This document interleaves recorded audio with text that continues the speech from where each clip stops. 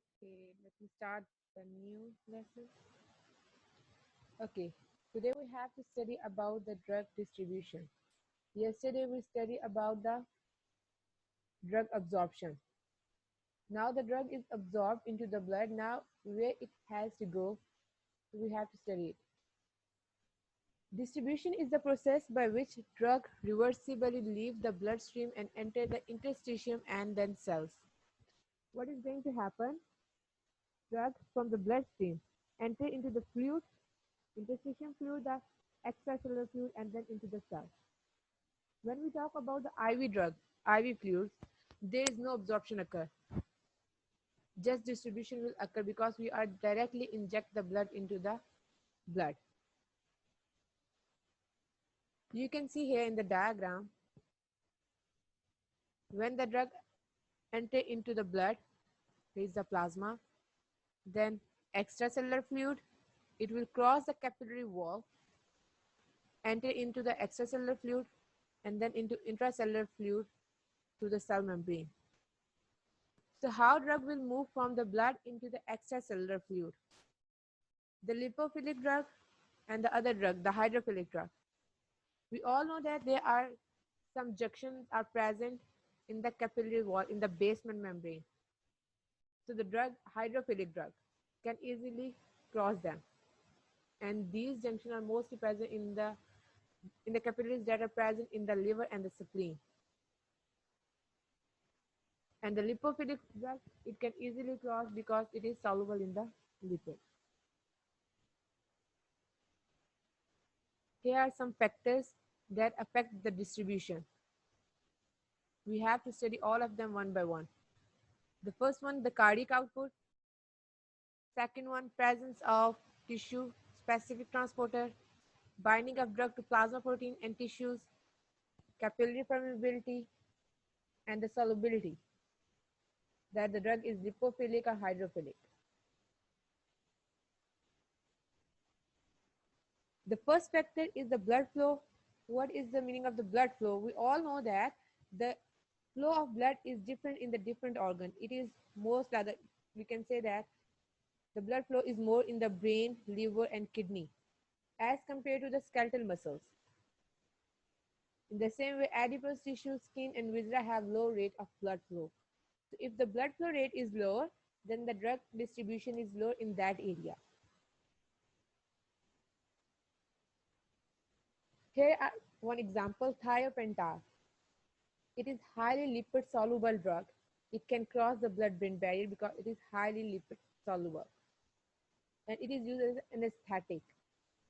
One thing, the distribution in the skeletal muscle is low, where in the brain it is high. So it will move rapidly toward the brain and cause the anesthesia.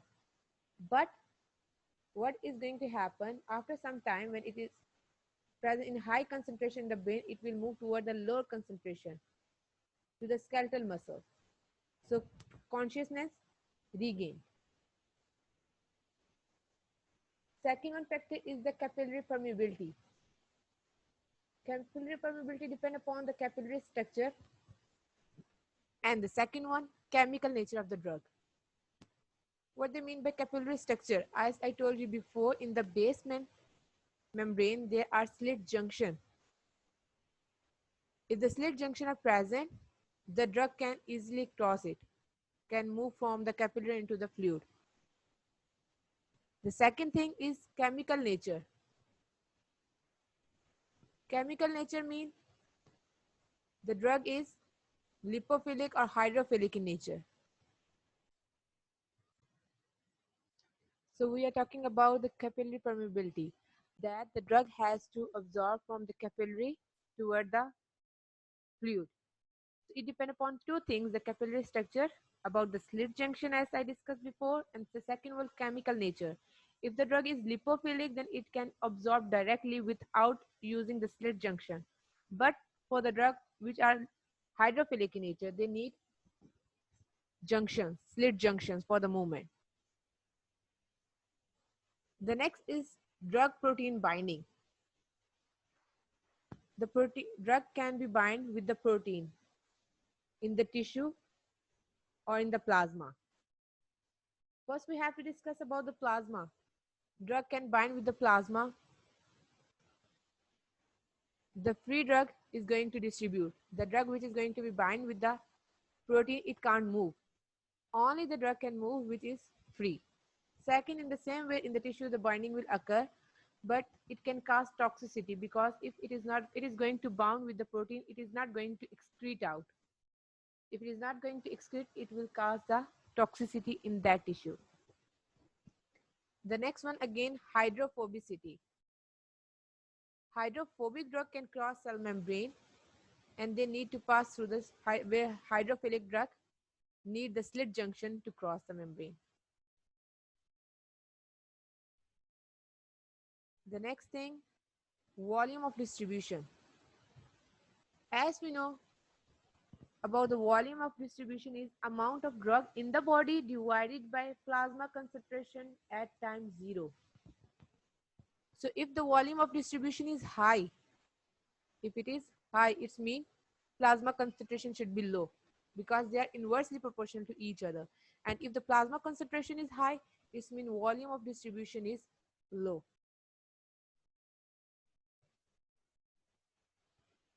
Here is example. If 500 milligram of drug reaches circulation and if plasma concentration is 0.5 milligram per ml. So we have to find the volume of distribution. We have to divide 500. 500 is the amount of the drug and 0.5 is the plasma concentration at time 0. So it will be 1000 ml, which means you require 1000 ml of fluid to accommodate total 500 milligram of drug at concentration of 0.5 milligram per ml. So for 500 milligram, how much fluid we needed? We need 1000 ml of fluid in our body, which is going to take 500 milligram of the drug. Again, the same thing. VDL is directly proportional to total amount administered divided by plasma concentration. If VD is low, it means plasma concentration is high, drug is low in the plasma.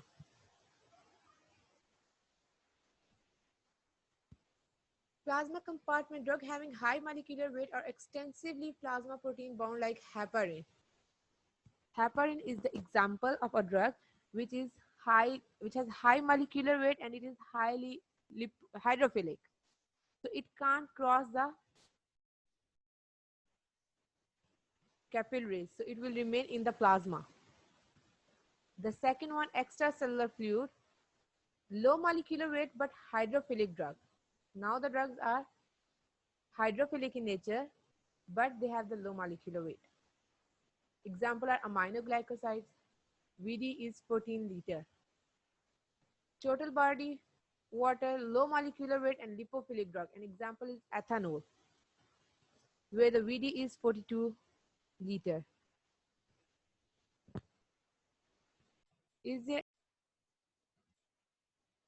We are discussing about the different compartments of the body. So the first one is extracellular. Extracellular contain two things, plasma and interstitial volume. And intracellular is the different one. Extracellular is 14 liter.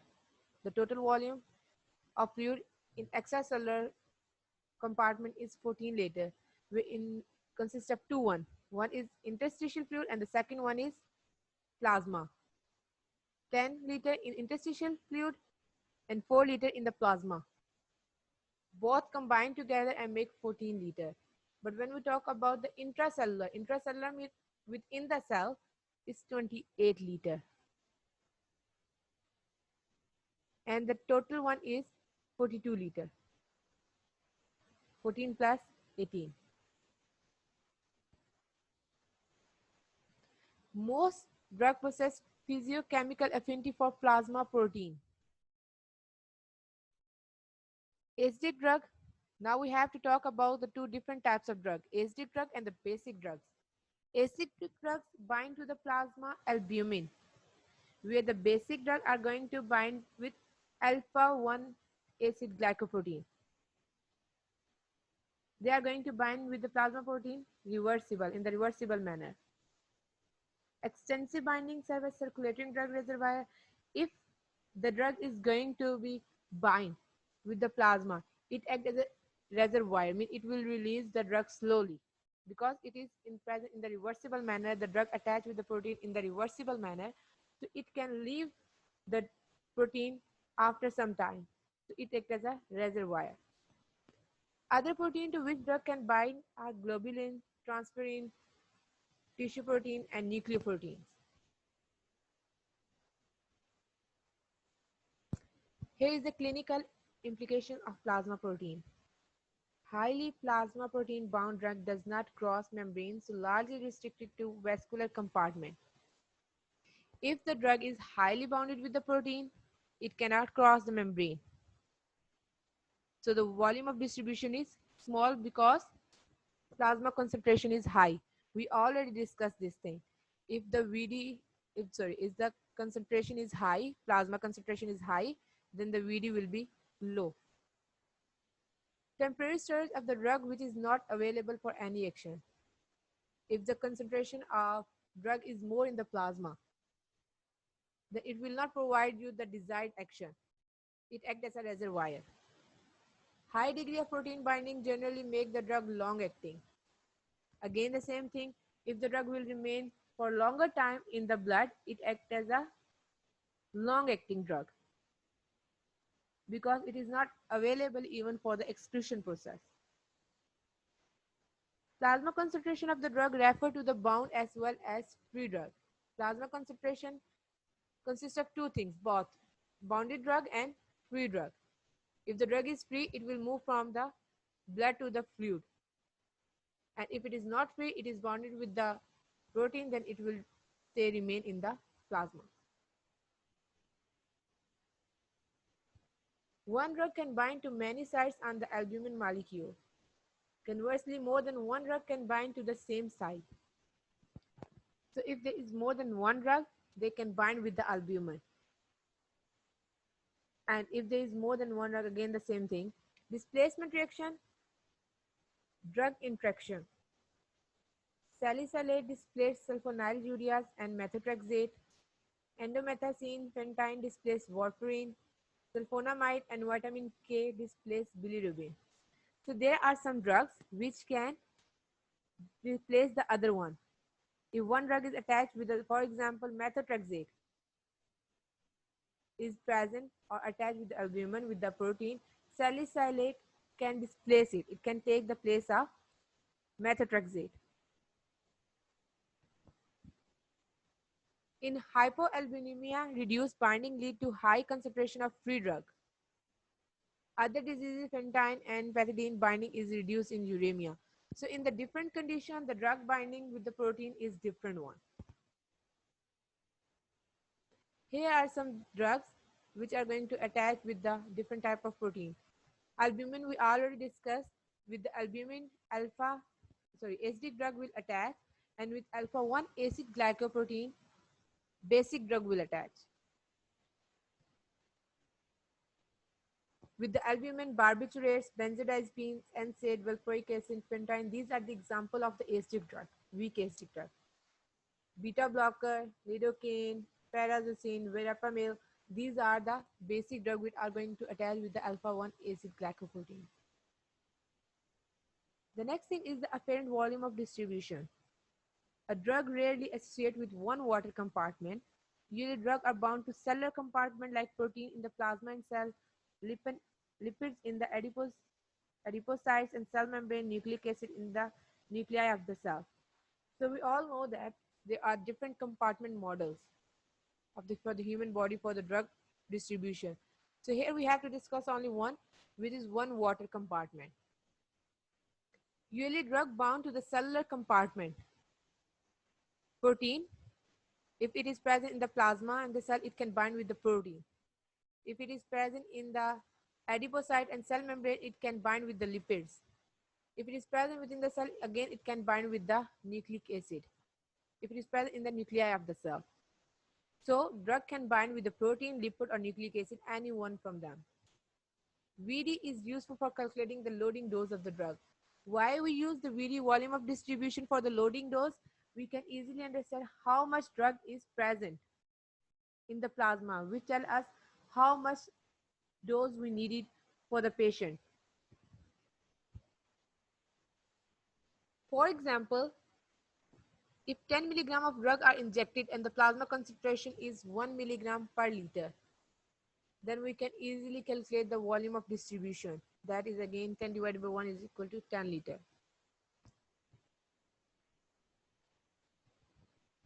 Plasma half-life of the drug. We all know this thing. If the volume of distribution, when you talk about the volume of distribution, if the volume of distribution is high, what does it indicate? Greater volume of distribution means greater half-life. It needs more time because it will distribute more. It will take more time to excrete. Length of the time needed to decrease the drug plasma concentration by one half is the half-life. The greater the half-life of the drug, the longer it takes to excrete, and it is used to determine frequency and dosing. Elimination depends upon the amount of the drug delivered to the liver or the kidney per time unit. So elimination depends upon the distribution of the drug to the liver and the kidney. Greater the VD, the less the drug is that is available for the excretory organ because they are going to provide it to the tissues, to the cells. So they are less available to the kidney and the liver for the excretion process. So the half-life will be greater. The greater the VD, the higher the half-life of the drug and the longer the duration of action. And exceptionally highly VD indicate the sequential of the drug in the tissue.